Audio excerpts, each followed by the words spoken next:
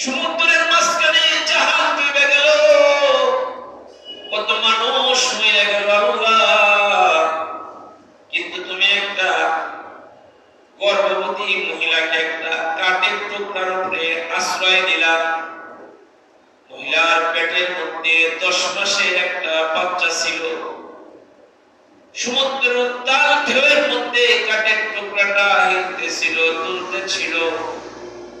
আল্লাহ গো, তোমার ইশারা, তোমার কারিশমা, মহিলার প্রসব বেদনা শুরু হয়ে যায়। ওই মহিলাটা এত ভয়ঙ্কর অবস্থার মধ্যে একটা পুত্র সন্তান ভূমিষ্ঠ করেন, প্রসব করেন। আল্লাহ, একটা বাচ্চা দুনিয়াতে আসলে তার দাদিতে কোলে নেয়, তার নানিতে কোলে নেয়, অথবা কোন আদরের হাত ওই বাচ্চাটাকে কোলে তুলে নেয়। কিন্তু এমন একটি জায়গায়, যে জায়গায় দুনিয়ার আপন বলতে কেউ নাই, ওই মহিলা তার রক্ত মাখা সন্তানকে বুকে ধরছে, তার গালে মুখে চুমা দেওয়া শুরু করছে। এত নাজুক এক হালতের মধ্যে সময় অতিবাহিত করতেছে, কিন্তু কলেজা সেরা ধনকে পায়া মহিলা চুমা দেয়। মুসিবতের কথা মহিলা তার গালের মধ্যে চুমা দিতেছে। ওগো আল্লাহ, তুমি মায়ের বুকে সন্তানের জন্য খাবার রাখছো মাওলা। ও মা তার সন্তানকে দুধ পান করাতে চায়, এমন সময় আমাদের ডাকতে বললা, রে যা, ওই মহিলা যেন তার সন্তানকে দুধ পান না করাতে পারে, এই মুহূর্তে ও মায়ের জানটা কবজ করে নিয়ে আয়। আল্লাহ, তোমার নির্দেশে আমি সমুদ্রের মধ্যে চলে গিয়েছিলাম, মহিলার জান কবজ করব, এই কথা মনে কইরা মায়া লাগছে যে মা যদি এর মধ্যে মরে যায়, এই বাচ্চাটার কি অবস্থা হবে? পানিতেই পড়ে যাবে না কি হবে আল্লাহ ভালো জানে।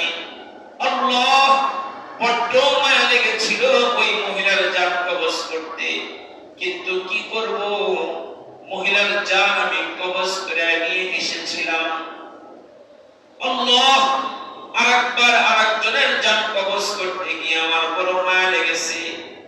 সাদ্দাত, তোমার জান্নাতের কথা ভুইলা দুনিয়াতে জান্নাত বানাইছে, ও জান্নাতকে উদ্বোধন করার জন্য যেই দিন রওনা করেছি, গেটের কাছাকাছি যখন চলে গেছে, তুমি আমায় ডাক দিয়ে বললা, আজরাইল রে যা, এই দুশমন যেন ওর জান্নাতের মধ্যে না ঢুকতে পারে, এই মুহূর্তে ওর জানটাকে কবজ করে নিয়ে আয়।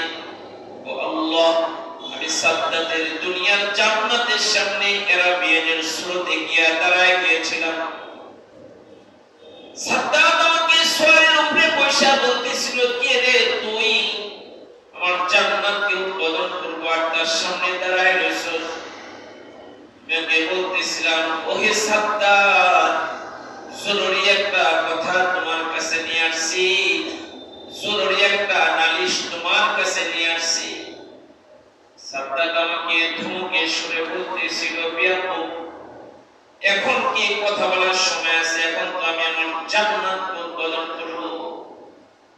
আজরাইল বলে, আমি দূর থেকে বলতেছিলাম যে কথা নিয়ে আসছি এখনই তোমার শোনা লাগবে। আমি বলতে বলতে সাদ্দাতের সোয়ারের কাছে চলে গিয়েছিলাম, ওর সোয়ারের লাগামটা ধরে আস্তে করে একটা ঝাঁকি দিয়েছিলাম। সাদ্দাতের মনের মধ্যে তুমি ভয় ঢেলে দিয়েছিলাম।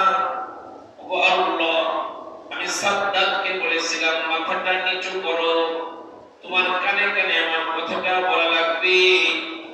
সাদ্দাত মাথাটা নিচু করে দিয়েছিল, ওর কানের সাথে মুখটা লাগায় বলছি, সাদ্দাত রে, আমি দুনিয়ার কোনো ফকির না, আমি মালাকুল মউত আজরাইল তোর জান কবজ করার জন্য আসছি।